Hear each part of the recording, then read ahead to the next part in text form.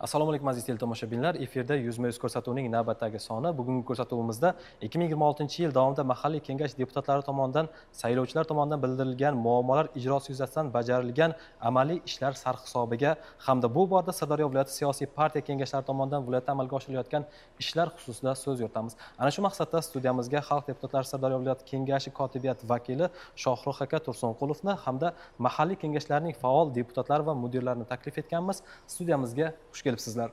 Xush ko'rdik. Keling, dastlab Sirdaryo viloyatidagi mahalliy kengashlar deputatlari tomonidan o'tgan davr mobaynida viloyatda amalga oshirilgan ishlar xususida suhbatlashsak, marhamat. Avvalambor assalomu alaykum, hurmatli studiyaga yig'ilgan mehmonlar hamda teletomoshabinlar. Ma'lumki, mana ochiqlik va demokratiyaga yuz tutgan jamiyatda deputatlarning o'rni juda katta. Shu o'rinda mamlakatimizda mana keskin globallashuv siyosatiga bo'lgan o'zini pozitsiyasini saqlagan holda jamiyatimizda O'zbekistonda o'sha demokratik islohotlarni bosqin-bosqin amalga oshirish jarayoni ketmoqda. Mana oddiygina bir misol sifatida mana shu oxirgi martda bundan 2,5 yil oldin o'sha 2024-yil oktyabr oyida bo'lib o'tgan deputatlik saylovlarida ko'p marta takrorlaganmiz, 270 nafar deputat saylangan. Ularning 40 nafari viloyat kengashiga, qolgan 230 nafari tuman, shahar, ya'ni mahalliy kengashlarga saylandi. Xususan bugungi kunda ayrim sabablarga ko'ra 11 nafar deputatlarning vakolati bugungi kunda vaqtincha to'xtatilgan va tugatilgan. Shu sababli ko'rinib turibdiki, demak 259 nafar xalqimiz vakillari o'z faoliyatini ko'rsatyapti. Shuni alohida aytmoqchimanki, mana o'sha bizada tashkil etilgan 12 nafar o'sha tuman, shahar, viloyat kotibiyatlarida faqat kotibiyat mudirlarigina doimiy asosda shu faoliyat bilan ishlasa, qolgan barcha deputatlar jamoatchilik asosida, ya'ni siz, biz va xalqimiz orasidagi oddiy fuqarolar, xuddi siz va bizdek. Endi qonunlarda asosan o'sha mahalliy davlat hokimiyati to'g'risidagi qonunda belgilab o'tilganki, deputatlar va kengashning asosiy ish shakli bu sessiya. Mana bugungi kunda shunday globallashuv deymiz, shu darajada tezlashib ketyaptiki, oldin bundan 5-6 yil oldingi holat bilan solishtirganda avvallari har 3 oyda bir yo 2 oyda bir sessiya bo'lsa, mana hozirgi dolzarb kechiktirib bo'lmas muammolarni hal qilish tartibiga o'tilgandan so'ng kerak bo'lsa har oyda 2 martadan kamida sessiya qilishga majbur bo'lyapmiz. Mana mudirlarimiz ham buni bemalol ta'kidlashi mumkin. Xususan mana joriy yilning 4 oy davomida o'sha keyin mahalliy kengashlarimiz tomonidan 77 marta sessiya ishlari ko'rilgan va ularda 611 ta qarorlar qabul qilingan. Xususan ular bo'yicha to'xtalsak, bu borada 234 marta mas'ul rahbarlarning hisobotlari, 91 marta axborotlari, 26 marta nazorat tahlil tadbir faoliyati yuzasidan muhokamalar, 92 marta vakolat doirasidagi vazifalar, 18 marta hokimlar qarorlarini tasdiqlash va 149 marta boshqa masalalardagi qarorlar qabul qilingan. Xususan bizda ayniqsa nima deydi, endi vaqtdan umumiy foydalangan holda aynan nima deydi, xalqimizga manfaatli bo'lgan ishlar xususida to'xtalsak, aynan O'zbekiston Respublikasi Prezidentining tomonidan qabul qilingan o'zboshimchalik bilan egallab olingan yer uchastkalariga hamda ularga qurilgan bino inshootlarga bo'lgan huquqlarni e'tirof etish to'g'risidagi 937-sonli qonunga muvofiq Adliya vazirligi, kadastr umuman 17 ta mas'ul tashkilotlar bilan hamkorlikda bugungi kunga qadar 1854 nafar fuqarolarda uy-joylarga bo'lgan huquqlari e'tirof etilgan. Bu qonunga qadar bilamizki, fuqarolarimiz o'sha uylarni qurilgan, sarson bo'lib qolgan, hujjat rasmiylashtira olmagan, bu o'z-o'zidan o'sha kommunal tarmoqlarga ulanishda bir qancha muammolarni yuzaga keltirgan. Mana hozir shunday muammolarda mana 1854 nafar fuqaro qutuldi desak, to'g'ri bo'ladi menimcha.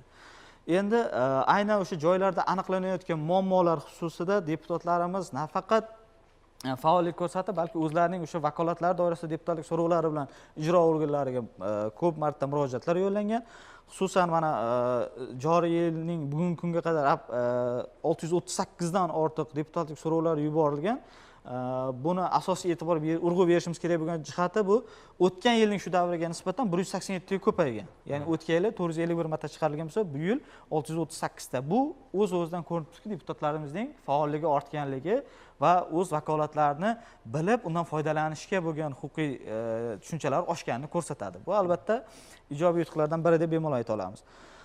Endi ularni sohalar kesimida tahlil qilganimizda 38 ta masala ijtimoiy soha muassasalarini ta'mirlash, sport maydonchalarini qurish, 96 tasi ichki yo'llar, yo'llarni ta'mirlash va ularga tegishli belgilar o'rnatish, svetoforlar o'rnatish, ayniqsa o'sha serqatnov hududlarda. Bundan tashqari 87 ta masala ichimlik suvi, 98 ta elektr energiya ta'minotini yaxshilash, 28 ta irrigatsiya tizimlari zovurlarini tozalash, 14 ta gaz ta'minoti bilan bog'liq muammolar, 28 ta ijtimoiy masalalar, moddiy va tibbiyotni, sog'liqni tiklash masalalari bo'yicha bo'lsa, 155 nafari obodonlashtirish, qurilish sohalariga va 92 tasi qolgan ijtimoiy sohadagi muammolar. Bugungi kunda ularning 45% dan ortiq, ya'ni 285 tasi ijobiy hal etildi ijro organlari tomonidan qisqa fursatlarda, 65 tasiga hali ijro jarayonlari davom etmoqda. 92 tasi qisman bajarilgan va 83 tasiga qonuniy tartibda tushuntirishlar berilgan.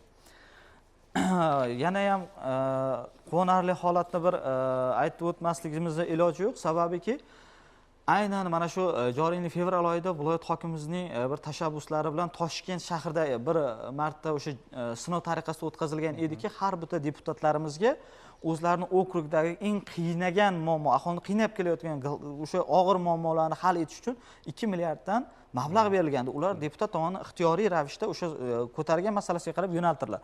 Biroq bu tajriba Toshkent shahrida endi qanchalik ish bergan bizga qorong'u, lekin bizda ham shuna tajribani sinab ko'raylik degan mazmunda har bitta deputatimizga viloyat hokimiyati o'sha og'ir masalalar yechish uchun 100 milliondan, bu viloyat kengash deputatlariga 100 million, bu degani 40 ta deputatga 4 milliardga yaqin mablag' bo'ladi. Aynan o'sha mexanizmni ishlatish, og'ir shunday oilalarimiz borki, qiynalgan, sharoiti og'ir, biroq boyaga ijtimoiy daftarlarda birontasiga to'g'ri kelmaydi yoki boshqa tomondan bir tibbiy imtiyozlar qo'llashga qonuniy hech qanday bir nima deydi, asos yo'q. Bular qiynalardi ko'pincha. Mana shunday aynan qiynalgan fuqarolar mana har bitta viloyat kengash deputatlari shaxsan o'zini okurdagi mahallalarda uyma-uy yurib 203 nafar fuqarolar ro'yxati shakllantirildi. Hamda bularning mana 61 nafari o'sha o'zlarining sog'lig'ini tiklash yoki og'ir jarrohlik operatsiyalarini, amaliyotlarni boshdan o'tkazish, bu uchun albatta bilamiz katta mablag'lar talab qilinadi.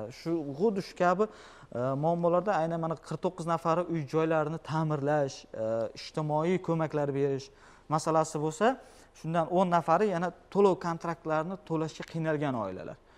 Mana hozir bugungi kunda o'sha 10 nafar talabalarning kontraktlari to'liq homiylar yordami bilan to'liq qoplab berildi, to'landi va ular bemalol o'qishlarini kelgusida davom ettirishlari mumkin. Shohruh aka, ayni jabhada deputatlarimiz ham faollik ko'rsatishmoqda. Albatta, amaliy ishlar bilan bu o'z aksini ko'rsatmoqda va deputatlarimiz saylovchilarning ishonchini ham qozonishmoqda. Nasib. Ayni mavzuni ijodiy guruhimiz tomonidan tayyorlangan lavha bilan davom ettirsak, keyin fikrlarimizni yana davom ettirardik. Marhamat, ijodiy guruhimiz tomonidan tayyorlangan lavhaga navbat beramiz.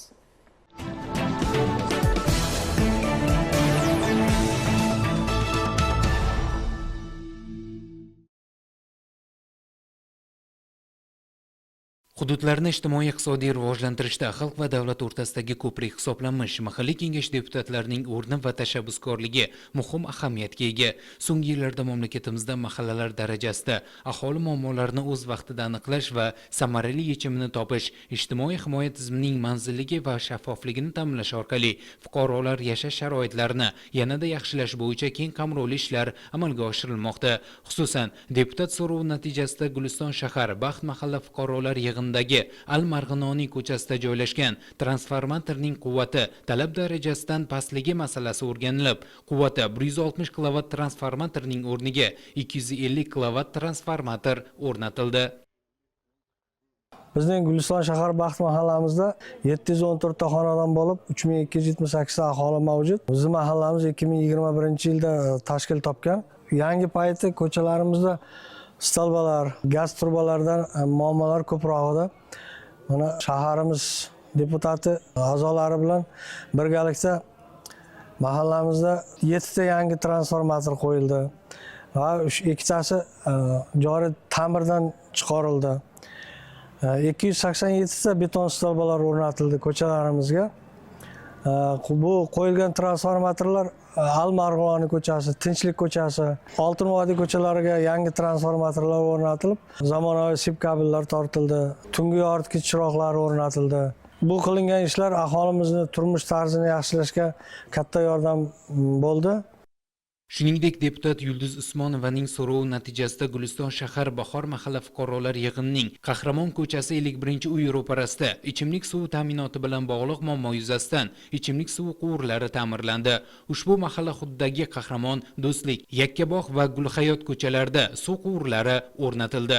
Darhaqiqat, deputatlar o'z hududida qanday muammolar borligini, qaysi masalalar odamlarni tashvishga solayotganini, hudud aholisining turmush farovonligini oshirish uchun qanday yechimlar mavjud ligini yaxshi biladi. Mirzobod tumani Navro'z mahalla fuqarolar yig'inida bo'ldik. Bu manzilda Mustaqillik ko'chasining 0.6 kilometr qismi nogironligi bo'lgan shaxslar uchun moslashtirish bo'yicha loyiha doirasida to'liq rekonstruksiya qilinib, aholi uchun ko'plab qulayliklar yaratildi. Bugungi kunda mahallamizda 5574 ta aholi, 1080 ta xonadon, 1345 ta oila bor. Hozirgi kunda mahallamizda 21 ta ko'cha bo'lib turib, ko'chalarimizdagi barcha muammolarni hozirgi kunda mahallamizda 214 ta nogironligi bo'lgan fuqarolarimiz bor. Bundan 15 tasi birinchi guruh nogironlari, 18 tasi bolalikdan nogironligi bor bo'lgan yoshlarimiz. Hozirgi kunga kelib turib, bu nogironlarimiz uchun trotuarda yurishda qulaylik yaratishda tuman hokimligi va tuman kengashiga yo'llagan murojaatlarimiz inobatga olinib, mana o'zlaringiz ham guvohi bo'ldilaringiz. Mahallamizning kirishidan to chiqib ketishgacha 2 kilometr bo'lgan masofa yo'limiz piyodalar yo'lagi bo'lib qurilib, oxiriga yetkazilib, hozir mana shu barcha aholimiz bundan xursand. Deputat Abdumannon Kenjayev tomonidan chiqarilgan deputat so'rovi natijasida Mirzobod tumani Dehqonobod mahalla fuqarolar yig'ini Mustaqillik ko'chasida joylashgan 844 o'rinli 21-sonli umumta'lim maktabi mukammal ta'mirlandi.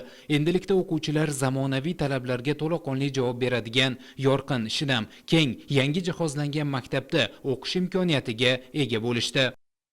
Mirzobod tumani 21-sonli maktab 1988-yilda 844 o'ringa mo'ljallab qurilgan va bugungi kunda 600 dan ortiq o'quvchilar ta'lim olib kelmoqda. 2025-yil maktabimiz katta ta'mirdan chiqarildi va mana shu Mirzobod tuman kengashi deputatlarining chiqarilgan so'rovlar natijasida maktabimizda barcha sharoitlar yangilandi. Buning uchun eng avvalo prezidentimizga minnatdorchilik bildiramiz. Sir emas, maktabimiz ancha ta'mirdan oldin juda ham avariyli holatda edi. O'quvchilarimiz juda ham sportga qiziquvchan bolalar. Hatto sport zalimizdan ham foydalana olmasdik. Mana bugungi kunga kelib ta'mirdan so'ng ancha juda ham sharoitlar yaxshilandi. Sport jihozlari bilan ta'mirlandi. O'quvchilarimizni kasb hunarga yo'naltirish maqsadida bugun ham yigitlar, ham qiz bolalar uchun barcha sharoitlar yaratilgan. Qiz bolalar uchun tikuvchilik mashinalari, 7 turdagi tikuv mashinalari keltirildi. Bugun mana shu yuqori sinf o'quvchi qizlarimiz barcha tikuvchilik sirlarini ustozimiz Dilnoz opa tomonidan o'rganib borishmoqda. Yigitlarimiz ham duradgorlik, yog'ochga ishlov berish bo'yicha ustozimiz tomonidan juda ko'p bilimlarga ega bo'lishmoqda. Hamda yoshlarimizni mana shu bugungi zamonaviy kasb kompyuter texnologiyasi asrida maktabimizga yangi turdagi 15 ta kompyuter jihozlari keltirildi. Davlatimiz rahbari ta'kidlagandek, deputat fikri zikr bilan xalqqa eng yaqin odam, doim el yurtning tashvishi va muammolari bilan yashaydigan, katta bilim va tajribaga ega bo'lgan shaxs. Ularning samarali faoliyati esa hududlarni barqaror rivojlanishi, aholi farovonligini oshishiga xizmat qilmoqda.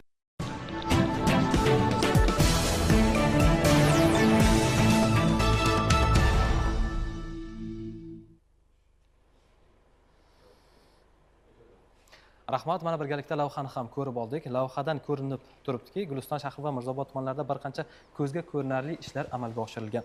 Keling, bu xususida kotibiyat mudirlari Hikoyat opa Amanbayeva hamda Vohidjon aka Hasanovlarning fikrlariga quloq tutsak. Marhamat. Assalomu alaykum, hurmatli ko'rsatuv ishtirokchilari. Mana hozirgi video lavhadan ko'rinib turibdiki, deputat o'z ishiga mas'uliyat bilan qarasa, o'z ishini samaradorligini yaxshi ko'rsata olsa, uni xalq qo'llab-quvvatlaydi, xalq rozi bo'ladi. 2026-yil mobaynida qariyb mana 5 oy o'tayotgan bo'lsa, shu davrda deputatlar tomonidan aynan Mirzobod tumanida 80 ga yaqin deputatlik so'rovi yuborildi. Endi Mirzobod tumanida ham aynan deputatlik so'roviga men gapni yo'naltirishimning sababi deputatni o'zi kengashni vazifasi sessiya o'tkazish bo'lsa, deputatning vazifasi deputat so'rovini manzilli yo'naltirish. Ya'ni o'sha deputat so'rovini xalqning ichiga kirib, mahalla yettiligi bilan birgalikda aynan o'sha joyida qiynab kelayotgan muammoni, masalani topib, shuni ega kesimini aniq belgilab yo'naltirishdan iborat. Agar mana shu deputat so'rovi bilan ishlar ekan, demak, bu masalani ijobiy hal bo'lishi, bu deputatning ishining ijobiy hal bo'lishining dalili bo'lib hisoblanadi. Deputat bu aslida kim? Deputat mana shu oddiy xalq bilan ijrochi organ yoki rahbarlar orasidagi ko'prik hisoblanadi. Aynan xalq orasidagi muammolarni o'sha olib borish, ko'tarish bu deputatning to'g'ridan-to'g'ri vazifasi bo'lib hisoblanadi. Mirzobod tumanida mana mahalla yettiligi bilan birgalikda ishlar olib borilgan har bir hududni deputati mana shu Mirzobod tumanidagi barcha 17 ta mahallani yettiligini 8-chisi bo'lib kiritilgan va ular birgalikda ish olib borishadi. Mana shu mahalla yettiligidagi muammolarni izlash, topishda mahalla yettiligi bularga birgalikda hamkorlikda ishlab yordam berishadi. Muammo masalalarni sessiyagacha ko'tarish, masalan, deputatlar sessiyaga masalalar bilan, muammolar bilan chiqyapti. Bu juda ham bir katta yutuq deb o'ylayman. Ana shu sessiyagacha chiqarib bularni hal qilish deputatni ishi deb hisoblayman. Mana har bir deputat o'zini hududida 4000, 5000 qolsa 8000 gacha odamni nima deydi, o'shani vakili hisoblanadi. Ya'ni mana Mirzobod tumanidagi 20 ta deputat 82 mingdan ortiq aholini vakili hisoblanadi. Mana sessiyalarda qo'l ko'tarish bu o'sha 82 ming aholini rozi qilish va o'shalarning muammosini olib chiqish deb men bilaman.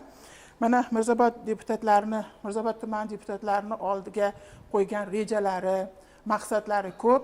Bu reja va maqsadlarini birgalikda deputatlar bilan birgalikda mana shu kengash kotibiyati, men qolaversa kotibiyat mudiri birgalikda yechib, xalqni oldida yuzimiz yorug' bo'ladi degan umiddaman. Aynan bu borada Guliston shahrida qanday ishlar amalga oshirilmoqda, Vohidjon aka, marhamat. Assalomu alaykum. Albatta, Guliston shahar kengashida ham juda ibratli ishlar amalga oshirilyapti. Jumladan shahar kengashida 7 marotaba sessiya o'tgan bo'lsa, ularda 38 ta qaror qabul qilindi. 18 marotaba mas'ul rahbarlarning hisobotlari eshitildi, axborotlari eshitildi. Albatta, hozir hamkasblarimiz qayd etib o'tgandek, shahar kengashida ham 54 marotaba fuqarolar qabullari uyushtirildi. Ularda 81 ta muammo aniqlandi va shulardan 49 tasi ijobiy hal qilindi. Qolgan masalalarda ham mana deputatlarimiz yordamida nazorat tahlil tadbirlarini o'tkazib boryapmiz. Bu bo'yicha aynan misol uchun aytadigan bo'lsak, o'zimizda dehqon bozori, katta bir bozorimiz bor. O'sha bozorda tartib intizom, gigiyena holatlarini o'rganish masalasi bo'yicha ham tadbirda nazorat tahlil tadbirlarini o'tkazildi. Bu yerdagi kamchiliklar ro'yros ko'rib chiqilib, doimiy komissiyaga kiritildi. Sessiya muhokamasigacha bo'lgan bosqichlarni olib o'tdi. Va shu bilan birga aynan o'sha bozorning o'sha rastalaridagi tartib intizom, tozalik, gigiyena holatlari bo'yicha ham bartaraf qilish kerak bo'lgan o'sha SES xodimlari tomonidan, mas'ullar tomonidan albatta bular bo'yicha ijobiy ishlar qilindi va shu xalq deputatlari Guliston shahar kengashiga o'zining ma'lumotini berib bordi. Albatta, yana shuni ta'kidlashimiz kerak, hozirgina ko'rib o'tdik, shu Yulduz Usmonova deputatimiz shahar kengashi deputati tomonidan olib boradigan ishlarni bu birgina bitta deputat misolida ko'rildi, lekin shunday deputatlarimizdan juda ko'pi Kenjayeva Lolopa, Kenjayeva degan deputatlarimiz, Sirojiddin Bektemirov degan deputatlarimiz faol ishtirok etib kelyapti va shu xalqimizni oldidagi shu o'ylantirib turadigan muammolarni hal qilishda ham aynan shu deputatlarning roli juda katta bo'lyapti. Albatta, qabul qilinayotgan qonunlar va qarorlar ijrosini ta'minlashda deputatlik nazorati muhim ahamiyatga ega hisoblanadi. Xo'sh, bu borada qanday ishlar amalga oshirilmoqda? Biz ushbu mavzuda so'z yuritish uchun Xalq deputatlari Sirdaryo viloyati kengashi huzuridagi Reglament va odob axloq komissiyasi raisi Ravshan aka Mahmudovni studiyamizga taklif etganmiz. Ustoz, marhamat. Rahmat. Assalomu alaykum, hurmatli teletomoshabin do'stlar, hurmatli deputatlar. Bugungi muhokama qo'yilgan masala juda dolzarb. Siz aytgandek, bugun juda jiddiy masalalar qo'yilyapti, muhokama qilinyapti. Chunki bugun xalq 10 yil oldingi xalq emas. Bugungi deputat ham 10 yil oldingi deputat emas. Chunki bugun dunyoqarash o'zgardi. Bugun muhtaram prezidentimiz vazifa qo'yganlar o'sha murojaatnomalardagi birinchisi o'sha milliy g'oyani rivojlantirish kerak deganlar, ikkinchisi dunyoqarashni o'zgartirish kerak deganlar. Bugun o'sha deputatlar ham dunyoqarashi o'zgardi. Qabul qilinayotgan qonunlarga munosabat ham o'zgardi va o'sha barcha qabul qilinayotgan qonunlar deputatlarning nazoratida. Chunki har viloyat kengashining deputati biz tumanlarga, shaharlarga iqtisodiy masala bo'yicha mablag' ajratamiz va tasdiqlab beramiz. Buni o'zi va buni natijasi. Mana ayrim sohalarni endi nomini ham aytsam noqulay bo'lar. O'zlari tushunib olsa kerak. Ayrim sohalarning vakillarini hisobotlarni qayta qo'yishga to'g'ri kelyapti. Chunki ijro bo'lmay qolyapti. Ayrim o'sha tumanlarda qurilish masalasi bo'yicha mablag' ajratilgan, lekin bu mablag' to'liq ma'noda ishlatilmagan yoki oxirgi yetmagan. Bog'cha, maktab shu eng zarur bo'lgan sohalar bo'yicha. Demak, bugun deputatlar buni nazorat qila olyaptilar. Negaki deputatlarning dunyoqarashi bugun o'zgardi. Dunyoqarashi bilimli bo'ldi. Hozir bu yerda juda chiroyli gap bo'ldi. Dunyoqarash deputat kim o'zi asli? Deputat o'sha hokimiyat bilan xalqning o'rtasidagi ko'prik vakil hisoblanadi. Shu jihatdan olganda bugun deputatlarimiz oldiga qo'yilgan vazifalar nihoyat dolzarb va bugun mas'uliyatli. Bugun deputat bo'lish oson emas. Chunki avvallari odamlar u darajada qiziqmagan, u darajada e'tibor bermagan. Bugun huquqiy bilimdorlik oshganligi, huquqiy madaniyat oshganligi uchun ham deputatga savollar ko'p, deputatdan talab qiluvchilar ko'p, deputatni faoliyatini taftish qiluvchilar bugun xursand bo'lish kerak bo'ladi. Bor. Shu o'rinda aytishim mumkin. Men bahor saylov okrugida deputat bo'lganman. Zarshunos o'sha chegara hududida hamda o'sha bahor saylovining o'zi faqat Elobod va Quyosh mahallalarida menga shunaqa taklif bo'ldiki, taklif emas, murojaat bo'ldiki, o'sha Sirdaryo shahrining markazidagi O'zbekiston ko'chasi bilan Xondamir ko'chasining o'rtasiga svetofor qo'ysak degan taklifni aytishdi. Chunki o'sha 27-maktab joylashgan Xondamir ko'chasida 900 nafar o'quvchi o'sha O'zbekiston ko'chasini kesib o'tib maktabga borishar ekan. Keyin men uni sessiyada ko'tardim va viloyat ichki ishlar boshqarmasi hisobot bergan paytda savol bergan paytimizda ular aytdilarki, viloyat hokimiga rahmat. O'sha kuzatuv kameralari uchun mablag' ajratildi. O'sha yoritgich uchun ajratildi dedilar va shu kunning o'zida aytish mumkinki, svetofor o'rnatildi. Istisno tariqasida o'rnatildi. Chunki qoida bor, hamma joyda qonun bor, lekin qonunlar, qoidalar hammasi odamlar uchun, xalq uchun. Muhtaram prezident bir gapni qayta aytishni yaxshi ko'radilarki, xalq bizdan rozi bo'lsin dedilar. Chunki bugun o'ylaymanki, deputatlardan bugun xalqimiz qaysi ma'noda rozi. Misol uchun aytishim mumkin, men o'sha Zarshunos mahallasida yoki o'sha faqat mahalasida o'zi 162 ta stolbani almashtirishi mana yaqinginada hali 15 kun bo'lgani yo'q, o'sha 110 kuchlanishga ega bo'lgan elektr o'sha temir stolba qiyshayib qolgan edi. Uzoq vaqtdan beri o'sha to'g'rilanmagan ekan. Murojaat qilganimizdan keyin o'sha magistr o'sha nimasi bor ekan, tashkiloti va bir kunning o'zida bu muammo yechildi. Demak, bu xalqni talabi, xalqni istaklari bugun amalga oshiryapti. Shu jihatdan olganda bugun deputatlarning mas'uliyati ham barabar oshdi deb o'ylayman.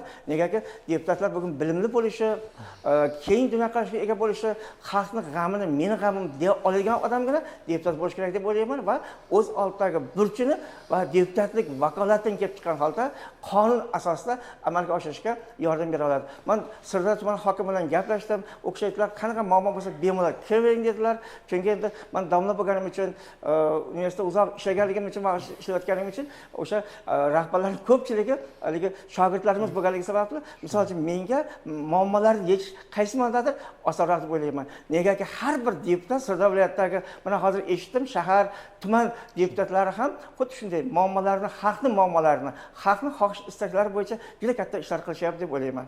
Ustoz, tanganing ikkinchi tomoni ham bor. Bugungi kunda ayrim deputatlar saylovchilar bilan muntazam muloqotni yo'lga qo'ymayotganligi ham bor gap. Aytish kerak, ana shunday deputatlar bugungi tashabbuskorlik yetishmayotgani ham sir emas. Xo'sh, mahalliy kengash deputatlarining faolligini yanada oshirish borasida qanday ishlar amalga oshirilmoqda? Mana shu savolingizga o'zim avvalo qisqacha javob berib o'tmoqchiman. Sababiki bizda yaqinda shunday jarayon o'tdiki, aynan O'zbekiston Respublikasi Prezidenti administratsiyasi hamda Oliy Majlis Senati xodimlaridan tashkil topgan ishchi guruh viloyatimizda 3 kunlik o'rganish o'tkazdi. Aynan mana shu mahalliy kengash vakillik organlari faoliyatini samarali tashkil etishda Sirdaryoda qanday yangiliklar bor? Xuddi shu kabi masalani qo'yganda biz ularga o'zimizda o'sha o'tgan yil 2025-yildan boshlab biz aynan deputatlarni nima deydi, nofaol bo'lganlar deylik, ular faol deputatlarning soyasida qolib ketardi. Aynan o'shalarni ham nima deydi, soyadan chiqarish, ularni ham aynan mana shu xalqqa tanitish, ko'rsatish maqsadida biz reyting tizimi joriy qilganmiz. Bu yerda juda zamon bilan hamnavas ravishda raqamlashtirilgan tartibda endi deputatlar oldingi saylov davrlariga nisbatan, oldingi chaqiriqlarga nisbatan qulaylik tomoni o'zi borib qilgan ishi albatta nima deydi, rasmiylashtirib, fotoalbom qilib, alohida buni olib kelib topshirib, shu darajada qiyinlashib ketgandi ishi. Hozir hammasi oddiy. Bugungi kunda ko'pchilik baribir mobil aloqa vositalaridan foydalanadi va ular orqali maxsus o'sha Telegram ijtimoiy tarmoqlarda biz KPI bot tizimlarini joriy qilganmiz. Deputat endi borib buncha narsa qilishdan borgan joyda o'sha foto fakti yoki video fakti va qayerda nima ish qilganligini kiritsa bo'ldi. Bu hammasi avtomatik tarzda onlayn bazada shakllanadi va bunda yaxshi tomoni inson omili yo'q. Ya'ni kim ishlagan odamni haqiqatda chiqarib beradi bu tizim. Bu narsa o'sha bizga tashrif bergan ishchi guruh tomonidan alohida e'tirof etildi va qani sizlar nima deysizlar, agar buni respublika miqyosida joriy qilsak qanday bo'lar ekan deganda biz shu narsani aytdikki, bu avvalo hali bu sinov, test rejim deydi-ku, sinov tariqasida viloyatimizda joriy qilingan tizim. Lekin besh qo'l baravansi deganda bu narsa O'zbekistonning hamma joyiga bir xil to'g'ri keladi, tatbiq qilib yorsak bo'ladi deb nima qilish qanchalik o'rinli endi bilmadim. Chunki har bitta hududda o'z manfaatlaridan kelib chiqib qabul qilingan o'zlarining qarorlari bor, tizimlari bor. Qaysidir nima deputatlarni ish faoliyatini tashkil etishga yondashuv aytaylik vodiyda boshqachadir, vohada boshqachadir. Lekin qonuniy asosimiz bitta bo'lgani uchun albatta bu xuddi nima endi maktabga qadam qo'ygan maktab o'quvchisiga dastavval alifbe deymiz-ku, o'sha harf tanitish boshlaganda bu tizim ham endi hali boshlanishi. Chorvoqda bu tizim viloyat kengash deputatlariga joriy qilinganmi yoki boshqa tuman shahar? Bu hamma 100% butun mana shu 270 nafar deputatlik o'rnida qancha deputatimiz faoliyat yuritsin, hammasi o'z faoliyatini shu tizim orqali ko'rsatishlari mumkin.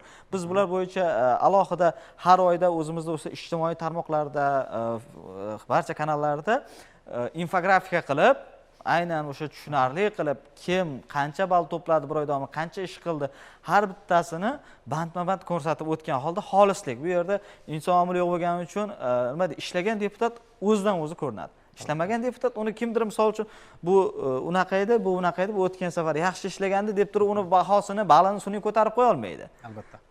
Bugungi marhamat ustoz. Reklamin odam axloq o'sha doimiy komissiya raisi bo'lgani sababli xursand bo'lib aytamanki, bizning komissiyaga birorta deputatni ustidan shikoyat tushmadi. Hozir muhokama qilmadik. Chunki 270 nafar deputat bo'lsa, 270 nafar deputat ham qaysi modda ishlayapti. Chunki odam axloq bo'yicha turli tashkilotlardan shikoyat yo'q. Hozir Shohruxbekning gaplari juda ham yaxshi, to'g'ri gapni aytdilar. Bu qaysi mazmundadir mana shu yangi tizim bu Sirdaryo viloyatida birinchi marta qo'llanyapti. O'zbekiston birorta tumanda yo'q, birorta viloyatda yo'q. Yana shu tuman qaysi ma'nodadir yaxshi ma'nodagi musobaqa Negaki, misol uchun Pokiza Shavkatovnaga katta ball bo'ladigan bo'lsa yoki Abshakirga katta ball bo'ladigan bo'lsa, demak keyingilar ham intilishga harakat qiladi. Negaki buni hech kim qo'shib ham qo'ya olmaydi, hech kim opam tasha olmaydi. Qayerda nima qilsa ish bajarsa, bu kompyuter orqali kiritiladi va 3 tasi, 4 tasi, 5 tasi bitta bo'lib, o'sha bitta ball beriladi. Misol, ommaviy axborot vositalarida chiqish misol uchun respublika bo'yicha 10 ball, 10 marta bo'lsa ham 10 ball, 100 marta bo'lsa ham yoki viloyat miqyosidagi televideniyada chiqadigan bo'lsa 10 tami 20 marta bo'lishdan qatnasa 5 ball bo'ladi. Xuddi shunday boshqa qator sohalar so'rovnoma berish bo'yicha, kim muammoni ko'tarish bo'yicha, muammoning yechimida ishtirok etish bo'yicha o'sha hududda saylovchilar bilan uchrashuvda tushgan muammolarning yechimiga deputatning qo'shgan hissasi kabi aytaylik 10 ta yo'nalish bor. O'sha 10 ta yo'nalish bo'yicha ball qo'yiladi va bu nihoyat darajada kerak va bu zarur deb hisoblayman. Negaki har bir mana hozir Shohruxbek ham aytdilar, to'g'ri aytdilar, e'lon qilinadi. E'lon qilinganiga kechirasiz-ku, men o'sha komissiya raisi bo'lganim uchun menga telefon qilishadi, "Domla, meni ballim past bo'lib qolibdi-ku" deydi. Nega kiritmagansiz bo'lmasa? Kiritishingiz kerak edi. Unda hech kimning aybi yo'q bu yerda.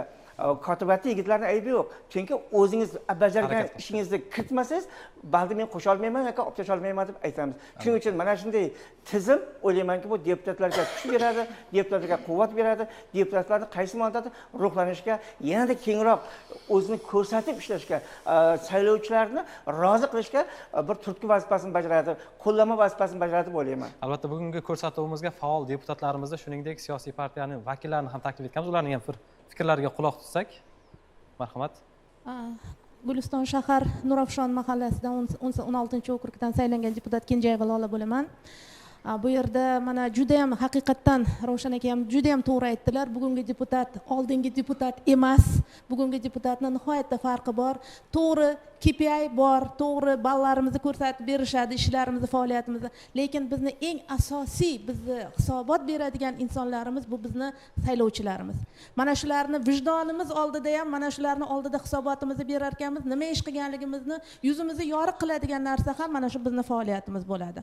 Bugungi kunda deputatlarimizga haqiqatdan juda katta vakolatlar berildiki, mana shu vakolatlardan foydalanmasak, menimcha noto'g'ri ish bo'ladi. Va shuni aytmoqchimanki, bizda mana shu hozirgi kunda kuchli kengash, hisobdor hokim nimasi ostida juda ham katta ishlar amalga oshirilyapti va men o'ylaymanki, mana shu yerdagi barcha deputatlarimiz o'zini hissasini albatta qo'shishadi mana shu narsalarga va xalqimiz oldida hisobot berayotganda yuzimiz yorug' bo'lgan holatda, vijdonimiz pok bo'lgan holatda, demak bizni saylovchilar bilan uchrasha olamiz. Albatta shu o'rinda yoshlarimiz ham ishtirok etmoqda. Yoshlarimizga ham so'z bersak. Marhamat. O'zingizni tanishtirasiz. Avvalambor assalomu alaykum. Deputatlarimiz yig'ilgan ekan, shu o'rinda so'ramoqchimanki, vakolatlaringiz darajasida hozir yoshlarga qanaqa yordam bera olyapsizlar? Qaysi sohalarda oqsash bo'lyapti? Mana shu narsa haqida bilmoqchi edim. Yaxshi taklif, yaxshi misol. Misol uchun mana o'tgan kuni hal bo'ldi. Toshkentda o'qiydigan 2 nafar qizimizni o'sha kontrakt pulini to'lab berdik. O'sha viloyat hokimimizning yordami bilan homiy top yordam berildi. Bu birinchisi, ikkinchisi Sirdaryo shaharining o'zida yoshlar uchun kutubxona qilinyapti. Madaniyat saroyi hozir amalga oshadi. O'ylaymanki, bular hammasi yoshlarning ma'naviyatini, ma'rifatini o'stirishga xizmat qiladi. Katta rahmat ustoz. Menga afsuski bizga ajratilgan vaqt ham o'z nihoyasiga yetib bormoqda. Kelasi ko'rsatuvlarimizda biz yana deputatlarimiz faoliyatiga, umuman tizimda amalga oshirilayotgan ishlar xususida yana so'z yuritamiz va kelasi ko'rsatuvlarimizda ham sizlarni kutib qolamiz. Aziz teletomoshabinlar, bizga ajratilgan vaqt ham o'z nihoyasiga yetib bormoqda. Kelasi ko'rsatuvlarimiz orqali ko'rishguncha xayr, salomat bo'ling.